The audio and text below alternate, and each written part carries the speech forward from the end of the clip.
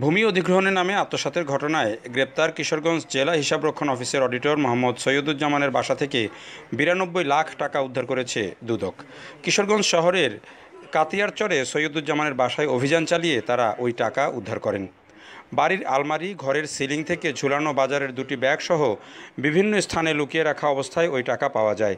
এটা ভূমি অধিগ্রহণের ক্ষতিপূরণের সরকারি তহবিলের আত্মসাৎ হওয়া টাকা বলে ধারণা করছেন দুদক কর্মকর্তারা। বিভিন্ন উন্নয়ন প্রকল্পের কাজে ভূমি অধিগ্রহণের জন্য সরকারি ক্ষতিপূরণ তহবিলের ৫ কোটি টাকা আত্মসাতের ঘটনায় ভূমি অধিগ্রহণ কর্মকর্তা মোহাম্মদ সেতাফুল ইসলামকে গত ১৭ জানুয়ারি গ্রেপ্তার করে দুদক।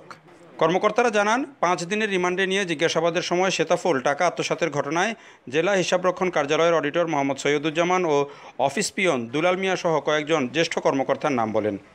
সেতাফুলের দেওয়া জবানবন্দির সূত্র ধরে গত ৬ ফেব্রুয়ারি অডিটর সৈয়দুজ্জামান ও পিয়ন দুলাল মিয়াকে গ্রেপ্তার করে দুদক। পরে তারাও আদালতে স্বীকারোক্তিমূলক জবানবন্দি দিয়ে অপরাধে জড়িত থাকার কথা স্বীকার করে।